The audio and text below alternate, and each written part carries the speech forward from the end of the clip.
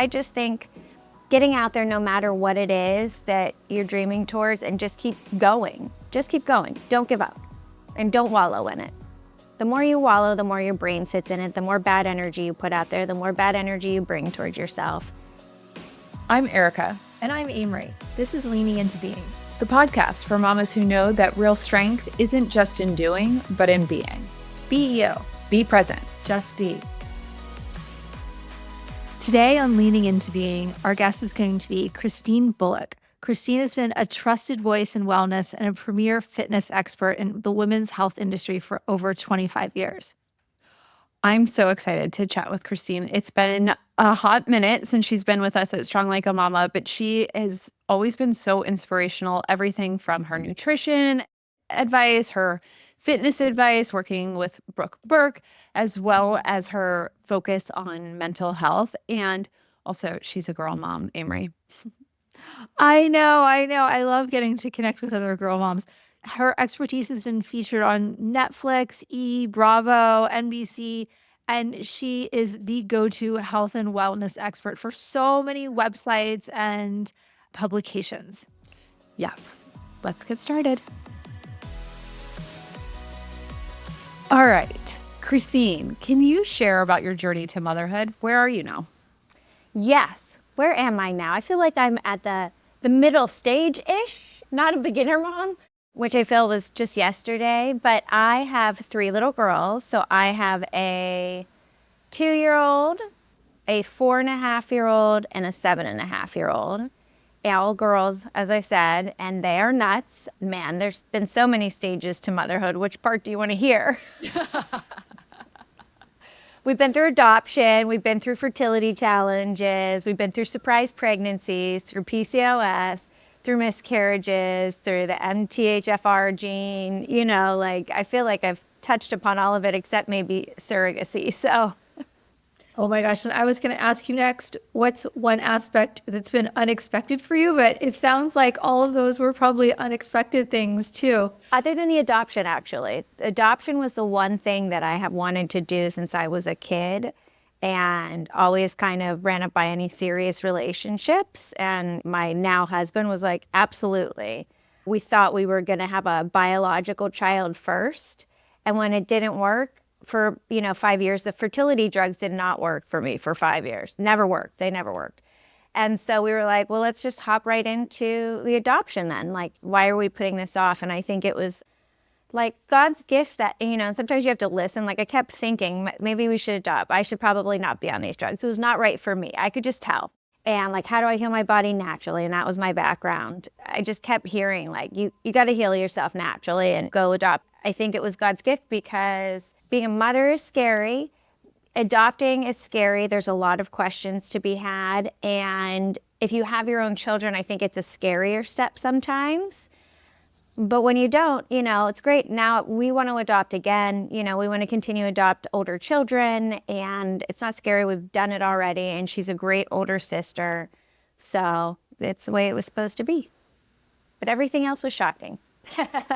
It's all shocking. And what I heard you say when you said that the drugs weren't right for you is that you were really trusting your intuition and being in touch with what was going on for you emotionally and with your own body and making a choice based on that, which is so beautiful. Yeah, thank you. And again, this is my own choice because I think it's great for a lot of people. And some people absolutely do need it. I've had a sister-in-law that absolutely needed it because of what was going on with he and she. But for me, it was my PCOS, which no one had diagnosed as of that point. And I had a low thyroid at that point as well. I had adrenals that were very low. It was just like, it was a tired, stressed out body. And I was teaching fitness constantly still. And it was 5 years of it. By the end of it, somebody said to me about the cysts in my ovaries. And I just started to go and some research. And I was like, oh my gosh, I have all of these other symptoms too.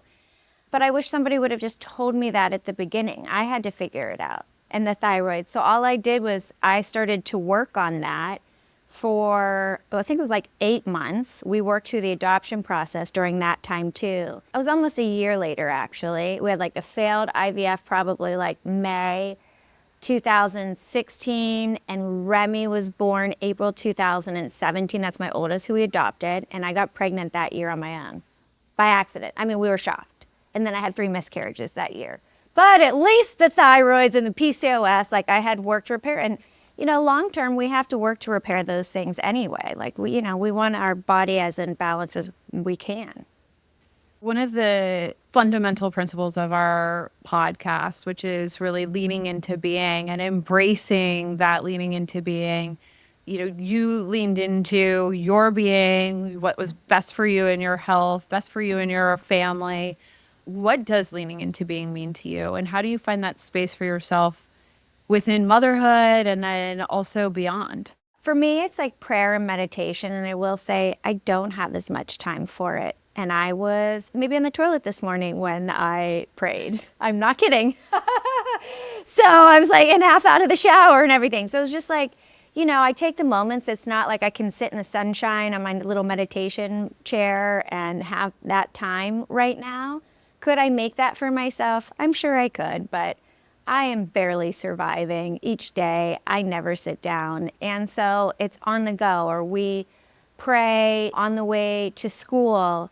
I think it's great for my kids to have that as well, or at the breakfast table when we can, and I remember, but I forget a lot. But I think it's just, for me, I will run so fast and so hard for anything and get caught up that you are not leaning into being, right? And by embracing that as much as possible, and at least starting your day with a little bit of that, or forget it in the morning, then just taking just a moment to prayer, meditate. It could be breathing for a second, a few deep breaths. It's not like a meditation app for me. It's just finding that present moment of where I'm at. And I've always been one of like really good faith, and it's just like, okay, everything, always works out. I have a great husband too, and I think whatever I'm lacking in faith, he's always like, no big deal. We'll figure it out. And where my parents were like highly stressed, like, we didn't have much money, and so get a nick in the car, you stress out this. And you pick up those habits, and we don't have to do that. So it's just leaning into being is being present, having faith, everything will work out, seeing the now and seeing where you need to be. That is resonating so much with me because lately I've been combining my daily affirmations, prayers, / with cooking dinner and washing my face and all kinds of other things. I'm like, well, these are activities that don't involve my brain and my spirit. So let me roll these things all together. But I've been kind of thinking, gosh, am I cheating myself out of that? So I love hearing that other people are doing the same thing as we're multitasking. And that leads me to ask you, as you had mentioned that you're so busy, do you have any little short wellness practices that you do? We like to talk a little bit about like micro dosing on wellness, like 5-minute practices that moms can do to help with their health and wellness. I live in Los Angeles now, so we're at the hub of newness and health and wellness, and having been in it for 25 years now too. Obviously, like working out. You got to work out. I barely have any time. I used to work out every day, teach all day. Barely have any time anymore. But I found the workouts that work for me. Maybe some days it's no days a week. Some days it's 2 days a week. And some days it's like 5 days a week. And usually I'm pretty sore after that. And that's too much for me. But for me, I love dance for my mind, and it just turns everything off. So I do dancing. I love electromagnetic stimulation. It's EMS. It's a little more advanced. But I have somebody that comes to the house and they put the full suit on. Because you can go to like a derm, and I'm sure you see it where it contracts your belly, but they do the full thing. Our muscles are turned on from our brain neurologically, but that slows as we age. So what's great is this improves that neurological connection. So when you work out normally, it improves it that much more. Because I like being efficient with my things too, right? So that's super efficient. I try and do heavy weights 1 day a week for my posture. I have a bad back, and it really helps just with me feeling good. And also women need muscle mass, so I want to make sure I keep all that on. The dancing is great for my bones. Sleep is very important for me, and I used to wake up at 4 a.m. all the time for my first client, or super early before my oldest daughter would wake up and work out. And now I'm the gal that I'm like, give me as much sleep as possible. I will skip a workout. I will skip anything. And I'm like super happy. I just want sleep because we just need it, especially as our hormones, for our hormones as women, as our hormones as we age and all the things that we're dealing with.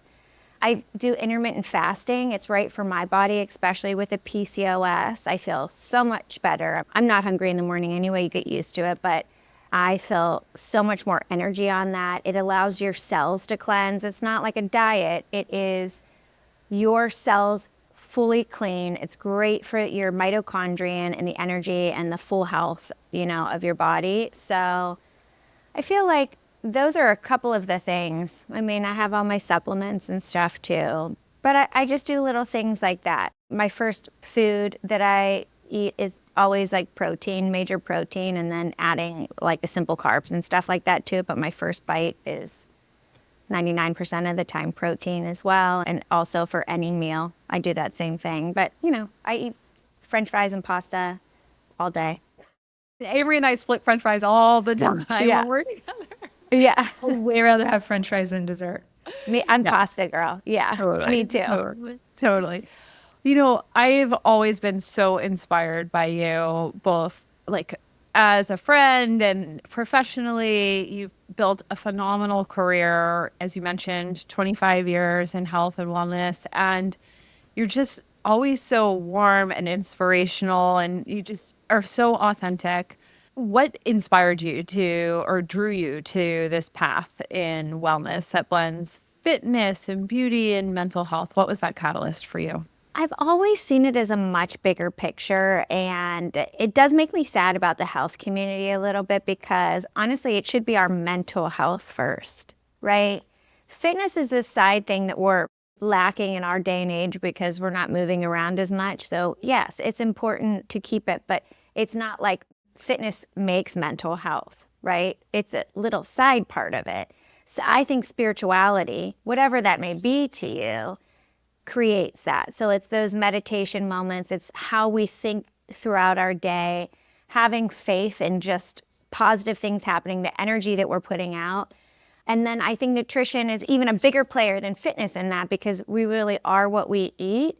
And I've gone from everything from eating Twix and a Mountain Dew to really being vegan, being a pescatarian. My mom raised me on blood type diet, and then she went pescatarian, and I had a Thanksgiving that was all fish one time. And I have tried it all, and you definitely feel better the healthier that you eat. And so I was always inspired by the full picture, and I really am inspired by truly helping people make changes and just live their best life. I always call it grassroots. I don't have to be a trainer that has 1 million followers. I literally care about maybe the 5 followers that I have. Because guess what? They're going to affect 5 people, and they're going to affect 5 people. It's about a bigger lasting change too, because, we can get on these bad habits of bandwagon of 2-hour-a-day fitness. Who's going to keep up with that, especially when you become a mother? Get out of here, right? What are you seeing as a trend now or fad? What is one of those fads that you're like, oh gosh, no. In health and wellness? In health and wellness. I feel like it's actually mixed up a lot. There's so many things that are out there nowadays. I haven't seen one that's major. I mean, the Brazilian massage, I think, is getting big, and we see that before all the time. But honestly, that's really good for you. Let's think about it, not just shedding water weight, but it's lymphatics. Oh, man, we need good lymphatics. We need to kick those toxins out on a daily basis. So I actually think it's really good for you to do once a month even until you have these really improved lymphatics going on. And it's just the extremeness of things like the cold plunging or the saunas, that can be super drying for you, right? And damaging the lung. The cold plunge is great for hormonal changes, maybe not great for muscular imbalances and tightness and all of that. So it's just finding a balance in between all that you like to do. And if it hurts, don't do it. If you don't feel good after, don't do it, other than soreness, typical stuff like that. Hi, it's Erica and Amory from Leaning Into Being, and we know growing a tiny human is no small feat. Which is why we've partnered with our friends at Motherhood Maternity, because every mama deserves to feel held, seen, and yes, comfy. From belly to baby and beyond, their pieces move with you so you can focus on what matters most, being present. You can shop their latest looks at Kohl's, Kohls.com, Amazon, Babies R Us Canada, and motherhood.com. Be you. Be present. Just be.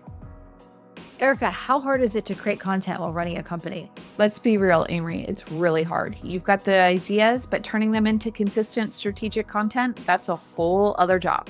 Enter the Content Catalyst from Share Your Genius. In just one 90-minute session, they help you turn your ideas into 3 months of high-impact content, videos, articles, social posts, and more. We use them, we love them, and this is your sign to finally get your content off the vision board. Reach out and tell them we sent you. Let's talk about the entrepreneurial side of your career. What has been your biggest learning moment in creating and scaling a business in the wellness space?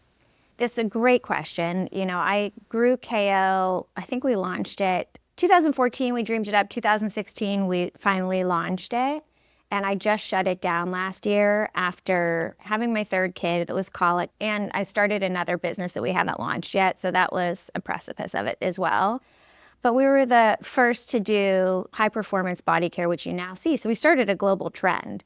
And I feel like I could have grown it so much bigger, but I had no experience. So now I take all that and I'm so proud. So I think one thing is remember that when you're starting out, I think there's always stepping stones. And I do feel like that was my stepping stone for something bigger. And even though it closed down, it's like timing too. Like remember fertility, I knew, right? I knew that that was okay for me and where I needed to be at that moment too, and to get to the next stage, close one door to open another. But I think that the biggest thing that I learned and why we didn't grow KO and why other companies had kind of like stolen our trademarks, done tons of marketing, was 2 things. One, you need funding as a female. We need funding, okay? And so a lot of times females will have this brilliant idea and they hold on to it so tight because they're afraid to give a percentage away. And they grow it to like 8 years in and still nervous about that funding. Where men have like an idea and they just go get funding right away to grow it. And so unfortunately, money and funding is important. We were always chasing it. We grew so fast. We had to keep filling products. We never had the funding to really blow up marketing. So marketing is super important. Other companies had stolen our trademarks, done all this kind of stuff, and they marketed the heck out of it so it looked like theirs. And then the other thing was like, you need great staff. I had 3 kids in the time that I launched KO, and you can't always be in there. I had a kid that was colic for 6 months, nonstop crying, You need a staff that's capable of running each and every part. So you really need to have great staff and be a great management of them as well and leader and example. It's so true. And I think you touch on some really important aspects that we see within Hello Mamas and Hey Mama, which is access to funding, access to the marketing, understanding how to operationalize your team. Like it's so monumentally important, especially for women and even more so for moms. We have so much data, 1 in 4 businesses owned by a mom, all of the things. And yet we lack the confidence in many of those aspects because we're either too afraid or we're worried that we're not doing it right or it has to be perfect. And then also there's this other aspect of lacking those resources and that support. And so speaking about support, your partner is extremely supportive of you. You both have demanding roles. What is it like for both of you being CEOs and lawyer and prioritizing family life? Yeah. And that was one of the reasons why I had closed. When we launched both of our businesses, mine was, fitness and retail. I was always doing DVDs, like I had that before too. So it's kind of like retail in that sense. And his was law. And then he created a couple other companies, like he's in the tech business, tech world, all for lawyers. We have real estate for lawyers and all that kind of stuff too. So 2 different types to see, okay, like where's our money going to be coming from? And then his started growing, especially this year with the tech, so much. Or last year, I was like, I need you to go. Like, you have a limited time for you. You have this year, and I need you to push. I mean, we just got home 1 a.m. on a Sunday from a little trip. It was actually a work trip. We took our kids, though. And he luckily had yesterday off, but he got back on a red eye and flew, and he went straight into work. So 5 hours of sleep, straight into work. And then we'll fly red eye home like in a day as well, and so he's pushing hard. So I need to be there for the family. So we kind of balance in that sense of our businesses of like who can step away and be home a little bit more. He loves to be with the family too. It's not like, okay, I'm a dad that works and that's it. He wants to pick up and drop off as much as possible. And half the time I had to tell him, just go to work. But I'm launching another business soon. So I don't know what that's going to be like for me too. But it's been great to have this year and be like, you go get it to where you need to be. And we take like date nights too. I think, in order to balance it, we go on date nights. We usually talk business or kids. We're usually around people. We're like, a little bored when it's just us. But we just love being around the kids too. And then we're just nonstop them in the evenings and on the weekends. And we love that. And we fight and we bicker. And, he doesn't like the way I discipline and I don't like the way he disciplines. And he leaves the room a mess. And I'm just like, can you keep it clean? And you know what I mean? It's like that stuff. But that's like typical. It's the push and the pull. And with so much going on, how do you two handle stress when stress arises? Do you have any like special practices that you do?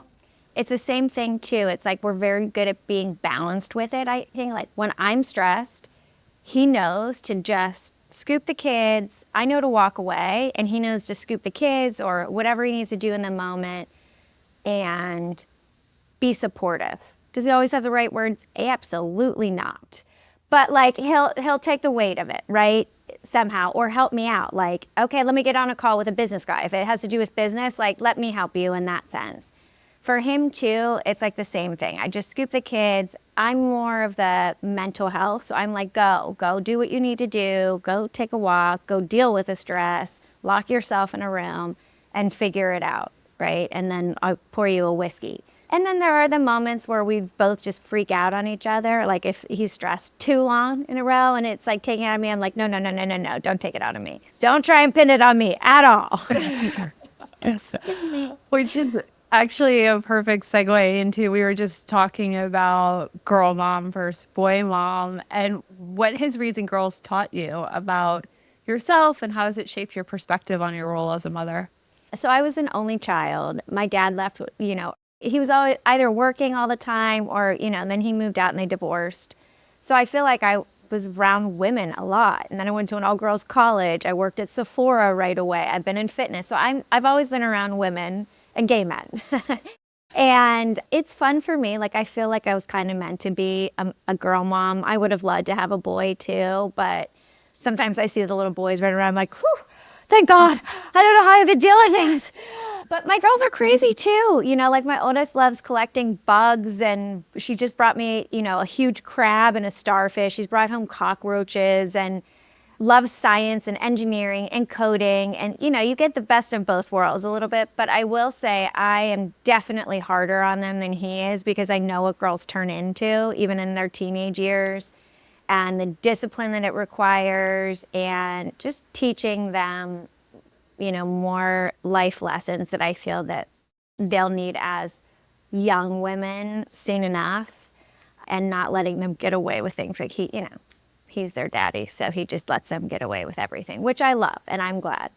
Oh my gosh. And as a girl mom myself, it's like, there's just so many things that come up for girls. How do you navigate some of the pressures and stereotypes around raising daughters and the things that girls are facing today? We have strong girls. My husband is so supportive of them. He teaches them lessons too in being strong women. And it's a lot for us because that's how strong they are. It's a lot right now. They're very independent. They're very strong-willed, especially my oldest. She was just born that way. And it's almost like honing her in a little bit so she doesn't think too much she's superwoman. She's aware of some of the scary things in the world that she thinks she can, just kind of get through, which I love, but like you can't run in front of a car and then just jump over it, like that kind of stuff. But as she gets bigger, there'll be other things. But it's just teaching them that they're the same in the world. And, I luckily have a husband that teaches teaches them the same thing in his actions towards me as well. And I love that because I never really saw anything like that. And I feel like I always really lucked out in my relationship. I just saw a lot of not great relationships. And they now have that as an example, which is huge. I got goosebumps when you were talking about that because I'm one of 4 girls, and I was fortunate enough to have a father that was very like motivational. He was certainly not the disciplinarian in the house, and definitely not. We joke about this. We were joking about it last night. His best thing was like there is nothing a man can do that a woman can't, and he was always very aware of the societal pressures between girls and boys. And now as I raise boys, as a fully boy mom, I'm seeing how important that was as well. And also for boys, but certainly it helped me in my career and in my family and my upbringing. So it's really beautiful to hear that your girls are so fortunate to have that support system. And, especially in today's world on that, like, resilience is more important than ever. What are some strategies that you use to stay resilient for you personally and also with your family as you're embracing some challenges maybe? Yeah, I mean, the last 2 years, I feel like were some of the most challenging I've ever had. It was the colic baby, 4 hours of sleep every night. I thought something was like medically horribly wrong with her. It was scary. I tore my chest muscle. I had 2 surgeries, stitched up to my collarbone. Was like out of commission. Turned my hair gray by the second one. I lost all my hair because of all of that. And then I ended up having to close the business because the people in charge, just didn't handle it. Again, I take blame for that too, of like being fully absent. And it was hard. But I think resilience, again, it comes back to faith in what God has planned for your life, or whoever you want to believe, but the universe has planned for your life. Like, I heard somewhere too that through our biggest challenges, really where our life grows. I mean, everybody knows that, but I heard it in a different way, and I have to find it again because I keep meaning to do it. The girl who said it was like, I'm now wishing for challenges because I want those better things in my life. So you have to remember when these challenges, like when you see this challenge, it's that much better, right? Like when I had the challenge of not having a baby, I always knew I was going to have a baby biologically, even when we had so many failed. And there's moments of crying and tears, and it's so hard, right? Then when we adopted, I was like, as she grew, I only wanted to adopt babies. I didn't want any biological babies to make her different. So I think that we have these feelings in us. Those are our dreams. I think they're implanted when we're born. And they can be the scariest things. That's a sign that that's where you need to be going if it's scary. But it's this intuition, it's a dream, that's where you need to be. And so when hard times come, just know that God put that in you to happen. So it's going to happen, right? And sometimes it's not when you want it to happen too. And that's okay because it's at a better time, but you can focus on all the other wins and some other things that you will want to accomplish in those times too. It's the same thing, but you've got to get back out there. Don't wallow in this. There's no time for that. Start making changes, start getting out there in the things that you want to see. Get political, get out there and help, and make your money, unfortunately, and put your money, where it is. So I just think getting out there no matter what it is that you're dreaming towards, and just keep going. Just keep going. Don't give up. And don't wallow in it. The more you wallow, the more your brain sits in it, the more bad energy you put out there, the more bad energy you bring towards yourself. So true. So, Christine, speaking of keeping going, what is next for you? Yeah, I'm excited. I mean, just, tons of volunteering at my school, at my kids' schools, being room mom for one and all this kind of stuff. So I have lots of that. But I have another product launching in the wellness industry that I'm super excited about. Target had originally asked us to create it for them. And we have a bunch of other retailers that has signed on, trying to sign up a big celebrity face for it too. So remember how I said marketing? I'm like, I'm not going into this without that, number one. I have 2 men as my business partners, which I love because they have contacts in another way. They run, another business, and like They scooped, a couple million in funding already. Like we're talking about that, right? And so I knew I needed people to fit in places. And I told them when I came in as CEO, this is what I'm good at this time. And I can't manage all of this, which I did with my former business, right? I'm not good at this. So we need to do this. I said, we need this much funding. I want a celebrity face if we're really going to blow this out of the water fast. So, fingers crossed. We're working with a great team too for it that are experts in their field and in design and all of that. But we'll launch pretty close into 2025. We have a lot of the parts that we needed. That sounds amazing. I'm super excited to hear more about the wand. It'll help moms. It'll help tired moms. I'll say that. Yes. Okay. Well, definitely keep us posted because these bags are only getting bigger. I know all the things. But before we go, we like to ask and end our conversations with this one question. What is one moment that you can't believe you survived or you still laugh about today? The two biggest things that, those moments like at You Grow, that fertility thing, that was huge for me. There were so many down moments. That was the most I've ever been. I think it was like actively depressed after waiting for the adoption because I was afraid that the mom, would pull out and that would literally be it for me. And stepping out of that and taking a look back and realizing that it was all meant to be. I should have listened to myself sooner. Right. But it was such a great lesson in that. And the same thing with like my baby that had colic. That was a really hard time for me too. And my business of what was going on at the same time. And it was like how to manage my life and that my children are always going to take top priority for me and finding their health and happiness. And those were just two big moments and how scary it was for me to take a step away from my business to be a mom too. Because I've always been raised to be working as hard as I can and that I loved it. I loved having this moment so far where I could just dedicate it mostly to them.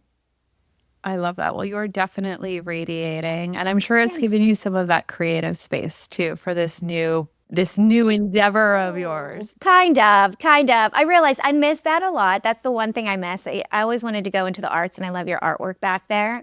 Thank you. And I was like, maybe I'll just go back into art and paint and stuff. And then I realized, like, I have a little healer too. And she was like, if you miss that creativity for me, but I was like, painting isn't doing it for me anymore. I'm like, you know what? I'm creative every day. Every day I have to figure out how to cut my kids' sandwiches in a cute little thing. I have to help them do this art, come up with these concepts. How's their hair going to look today? What's their fashion going to be? I'm like, I am so creative.